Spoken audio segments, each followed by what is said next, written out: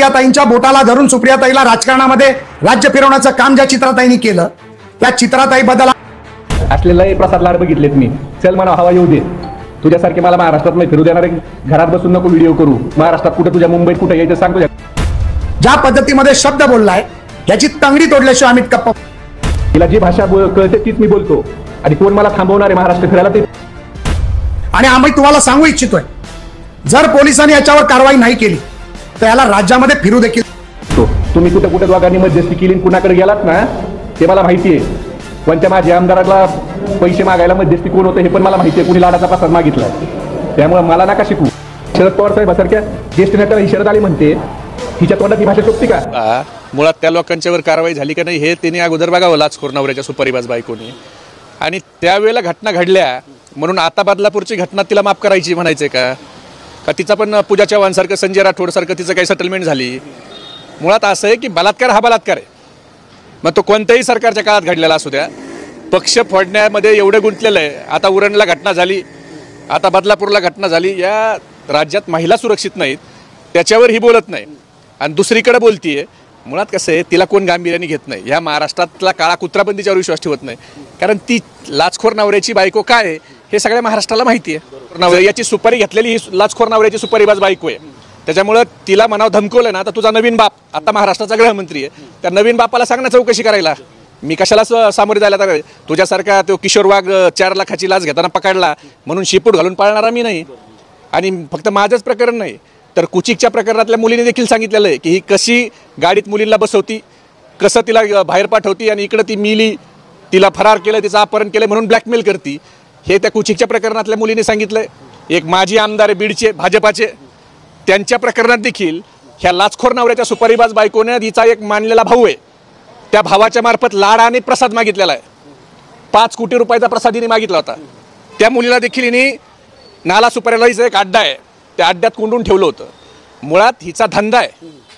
हिचा धंदा आहे की महिला मुली ज्या अत्याचार पीडिताच्या घटनातल्या कुणी हिच्याकडे आल्या तर नसलं तरी प्रकरण रंगवायचं कसं, त्याला राजकीय रंग कसा द्यायचा आणि समोरच्याला ब्लॅकमेल करायचा.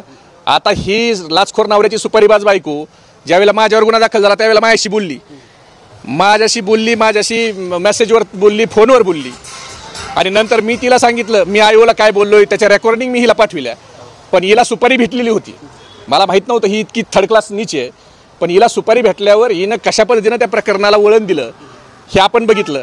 मुळात माझ्यावरच्या प्रकरणात ती बोलते आता संजय राठोडीचा भाऊ झालाय. ही अशीच आरडत होती ना, याच्यापेक्षा जास्त आरडत होती. ज्यावेळेला संजय राठोड उद्धव ठाकरेंच्या सरकारमध्ये मंत्री होता त्यावेळेला त्या संजय राठोडच्या बाबतीत ही मोठ्याने आरडत होती. आता त्या संजय राठोडच्या बद्दल का आता गेली ना कोर्टात, माघार घेतली ना. आता तुझा लाडका भाऊ झाला संजय राठोड. पूजा चव्हाणला न्याय भेटला का? ही या सुपारीबाज ब्लॅकमेलर ही महिला नावाला कलंक आहे. मुळात महिलाच्या अत्याचाराच्या प्रकरणाचा त्या ठिकाणी पाडा वाचायचा आणि गप्प बसायचं, नंतर सेटलमेंट करायचा हा हिचा धंदा आहे. हिचा नवरा लाचखोरी करतो, मेलेल्या माणसाकडच्या नातेवाईकाकडनं पैसे खातो आणि ह्या मुलीच्या अत्याचाराच्या घटनात त्यांच्याकडून पैसे खाती. आणि राहिला प्रश्न ज्यावेळेला माझ्यावर प्रकरण झालं त्यावेळेला खोट्या प्रकरणात तू बोलली. शेवटी नियतीने ते समोर आणलं आणि तू किती काळी आहेस, तुझं तोंड काळं हे त्या मुलीनेच केलंय.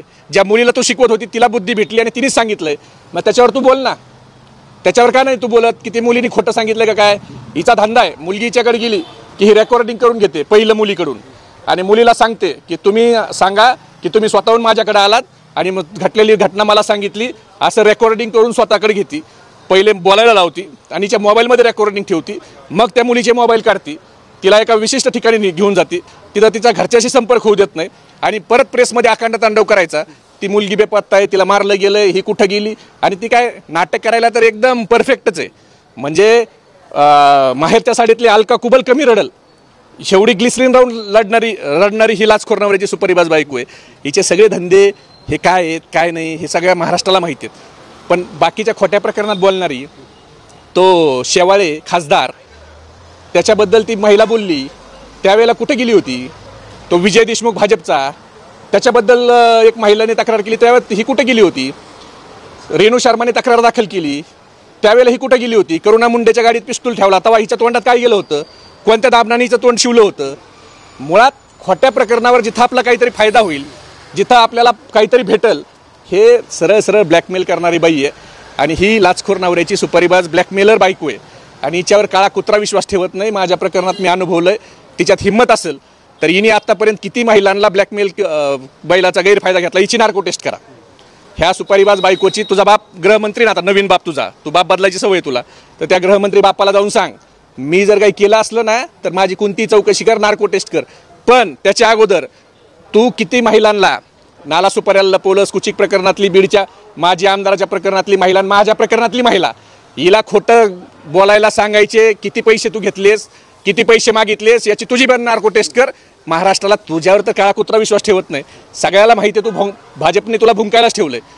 तुला दुसरं काही काम नाही. त्यामुळे तुझी लायकी काय हे महाराष्ट्राला माहिती आहे. आणि असल्या लाचखोर नवऱ्याच्या सुपारीबाज बायकाचं हे महाराष्ट्रातला काळा कुत्रा देखील त्याच्यावर विश्वास ठेवत नाही.